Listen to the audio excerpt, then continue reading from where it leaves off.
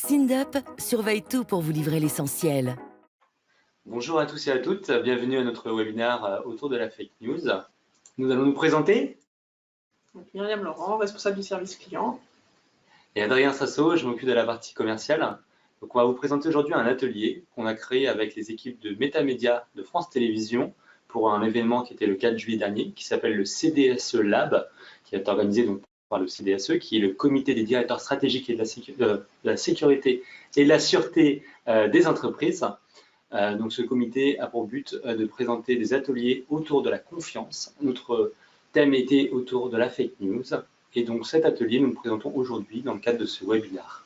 Le but, c'est de pouvoir vous apporter un éclaircissement sur les fake news, tester votre capacité à détecter et du coup mettre à côté de ça la lumière sur la capacité d'une plateforme de veille à aider à être un filtre anti-fake news. Donc pour commencer, une définition de la fake news, donc qui a été faite par Barbara de l'équipe de Métamédia, une courte définition pour vous mettre dans le bain du sujet. On a tellement entendu parler des fake news pendant le Brexit ou l'élection de Trump qu'évidemment maintenant, tout le monde sait ce que c'est et tout le monde sait comment ça marche.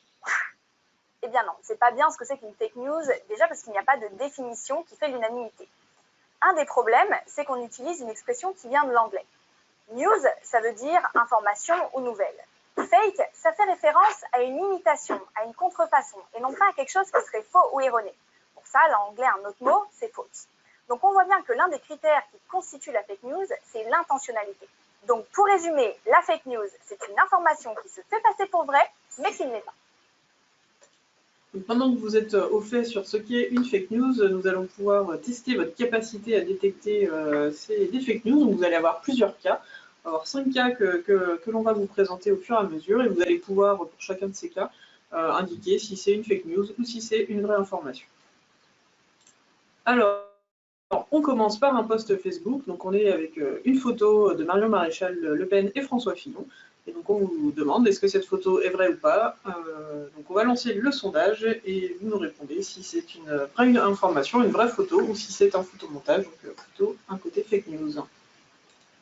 À votre écran, vous avez la possibilité de cocher fake news ou vraie information. Donc, si vous pensez que cette photo est fausse, vous cochez fake news. Et si vous pensez que c'est une vraie information, que c'est une vraie photo, dans ces cas-là, vous cochez vraie information. Et on a 87% de fake news, le reste pour une vraie information. Donc, réponse en image. Donc en fait, on est sur une fake news. Si on fait une recherche de cette photo sur Google Images, une recherche inversée, on retrouve en fait la photo d'origine. Et en fait, ce n'est pas François Fillon qui apparaît à la base, c'est un autre monsieur. Et en fait, donc on se rend compte que c'est un photomontage et que la tête de François Fillon a été mise sur la photo. Un autre cas en vidéo. Il s'agit simplement d'un recul pour une année. Ce n'est pas du tout un projet abandonné. Et moi, je pense, du reste, j'ai pris un petit papier parce qu'on parle du côté du gouvernement de stratégie provisoire d'avancement à potentialité différée. C'est tellement complexe que je vais vous le prendre exactement le titre. Alors, avant de vous laisser choisir si c'est fake news ou pas, je vous remets un peu dans le contexte. On est en 2014, donc sous le gouvernement Hollande. Donc, il y a un projet de loi sur la famille. Et en fait, ce qui a été prévu n'a pas été forcément mis en œuvre, donc il y a eu un recul. Et donc Christine Boutin affirme que le gouvernement ne parle pas de recul, mais de stratégie provisoire d'avancement à potentialité différée. Donc là, la question, c'est de savoir est-ce que c'est une fake news. Le gouvernement n'a jamais dit ça, ou alors non, c'est une vraie information, et le gouvernement a bien utilisé ces termes. Donc on vous lance le sondage, et vous pouvez répondre directement sur vos écrans. Et vous êtes 67-72% à voter sur le fait que ce soit une fake news. Eh bien, vous avez raison et on vous donne voilà, l'information avec le fondateur du Gorafi qui vous répond. À l'époque de la loi sur la famille, le gouvernement, c'était Hollande, ils avaient fait un petit recul dans leur décision, dans leur projet de loi. Et c'était le gouvernement refuse de parler de recul, mais de stratégie provisoire d'avancement à potentialité différée. Donc en gros, ils veulent pas reconnaître qu'ils ont reculé. Ils utilisent un euphémisme. Il y a notre championne, Christine Boutin, qui va sur BFM le soir, et puis les gens lui posent des questions. Et là, elle nous dit, attendez, j'ai vu un tweet passer. Vous avez vu ce qu'il a dit le gouvernement? Il a dit qu'il refuse de parler de recul, mais il parle plutôt de stratégie provisoire d'avancement à potentialité différée. Et là, pour nous, c'est jackpot. Nous, ça nous a fait notre campagne marketing sur l'année. Pablo Mira, donc fondateur du site du Gorafi, qui est habitué à publier ce genre d'informations. Et donc, c'est pourquoi c'est très important de faire attention aux sources que l'on utilise. Donc, on va vous montrer des éléments sur la plateforme avec Adrien. Effectivement, le but, ce qui est important, c'est de filtrer la crédibilité des sources selon la crédibilité des sources. C'est-à-dire que lorsqu'on se projette sur une utilisation d'une plateforme comme Tindup, on a des fonctionnalités qui sont à notre disposition pour faire ce ciblage. On a tout d'abord la capacité de créer des bouquets de sources personnalisables, c'est-à-dire d'établir une liste de sources qui sont bien identifiées, qui correspondent à votre contenu, et de fermer les portes à d'autres sources, uniquement l'information qui provient de celles-ci. À l'inverse, dans le corpus global, on est capable d'identifier des sources, donc des sites web, comme ici un blog satirique, et de le bloquer de façon temporaire ou de façon permanente. On peut également, lorsqu'on parle des sources, les filtrer suivant les catégories de celles-ci. C'est-à-dire, je veux identifier, par exemple, de l'information qui provient de presse spécialisée et non pas de presse généraliste, ou je veux bloquer de l'information qui provient de blogs et avoir uniquement des choses qui proviennent d'Internet sur des sites web plus classiques.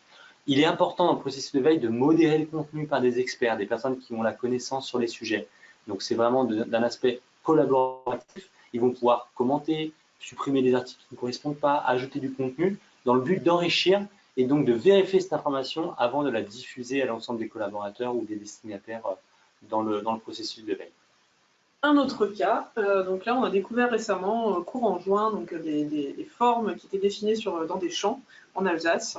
Et certains donc, nous indiquent en fait que ça vient ce sont des cercles de culture, donc, ou alors que ça a été fait par des extraterrestres. Alors est-ce que, selon vous, qu'est-ce que vous en pensez? Donc est-ce que ces cercles ont vraiment été faits par des extraterrestres? Est-ce que c'est une vraie information? Ou est-ce que c'est une fake news? Donc on vous lance le sondage sur vos écrans pour que vous puissiez nous répondre.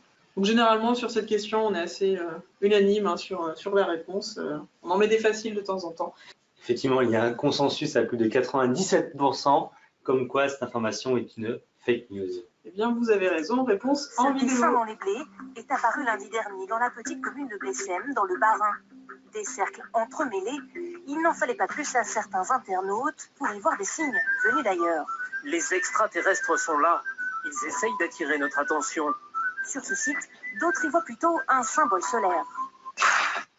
Un exercice de géométrie devenu un cas d'école pour analyser les fausses nouvelles. Ils se rendent compte aussi qu'ils sont au cœur de l'information, c'est eux qui ont fait ce cercle, ils savent que ce ne sont pas les extraterrestres, ils voient un petit peu toutes les répercussions que ça a et tout ce qu'on trouve après sur le net. Donc effectivement, on était sur un cas pratique dans une école hein, qui est réalisé donc ces différents cercles. Un autre cas, au Turkménistan désormais, donc les voitures noires sont désormais interdites. Fake news ou pas fake news? Donc on va vous lancer le sondage. Alors cette question est un peu plus difficile, hein. On voit que les résultats sont plus mitigés. Effectivement, on est à 55% sur les fake news. On va terminer à 62% pour les fake news. Réponse? Eh bien non, en fait, c'est une vraie information sous peine d'amende. Donc les propriétaires de véhicules noirs ne peuvent plus utiliser leur véhicule. Parce qu'en fait, le président de ce pays n'aime pas les voitures noires, il préfère les voitures de couleur claire ou blanche. Donc il a préféré, pour plus de simplicité, supprimer les voitures noires, les interdire. Vraie information. Un dernier cas, donc il est prévu dans les projets de création de nouvelles flèches pour Notre-Dame d'intégrer une antenne 5G. Donc, fake news ou pas fake news, est-ce que c'est une vraie information ou pas? On vous laisse répondre avec le sondage. Vous êtes 78% à voter pour une fake news. Et vous avez raison, donc si on peut donc pour ça en fait utiliser les comptes Twitter par exemple des décodeurs hein, qui sont un groupe de journalistes du monde dont la mission est vraiment de casser ce genre d'informations et de dévoiler en fait ces intox. Donc effectivement à ce jour il n'est pas encore prévu de mettre une antenne 5G dans la nouvelle flèche de Notre-Dame. Du moins pour le moment, en tout cas à aujourd'hui. C'est vrai qu'il est très important lorsqu'on fait de la veille du coup sur son écosystème, c'est de qualifier les personnes qui vont être les entreprises ou les structures qui vont être plus détracteurs ou plus ambassadeurs par rapport au contenu qu'ils produisent au sein des réseaux sociaux comme Twitter ou même sur leur site ou blog à côté. Donc là, dans notre exemple, on avait ciblé les décodeurs de l'info comme une source ambassadrice qui produit du contenu de qualité et donc qui ont été capables de nous emmener vers le résultat de cette veille sur le fait que Notre-Dame n'a pas effectivement de projet d'antenne 5G. Pour cela, dans notre plateforme SynDub, vous avez la capacité de créer des fiches par rapport aux sources et aux profils de chacun, détecter si c'est plus des personnes ou des structures qui sont ambassadrices ou des détracteurs par rapport à votre contenu, et de savoir un petit peu, dans la description, le nombre de tweets, le nombre d'abonnés, l'abonnement, etc., leur capacité de résonance et d'influence au sein de votre réseau. Ce qu'il faut retenir, c'est qu'une plateforme de veille est un filtre anti-fake news. Ce n'est pas un outil qui va contrer les fake news, malheureusement. On n'arrive pas là, on aimerait bien.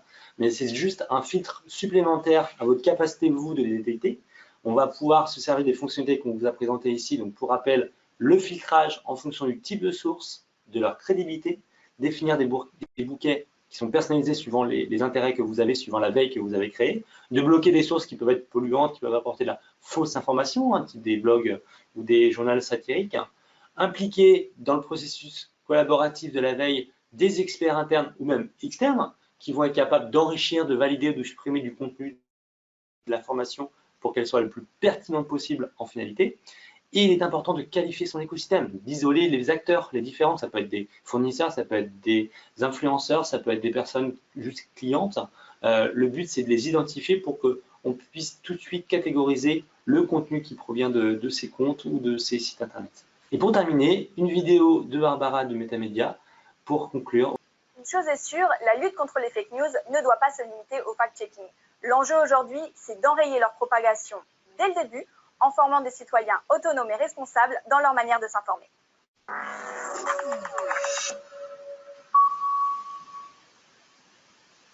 Dès aujourd'hui, rendez-vous sur syndup.com pour une démo en ligne.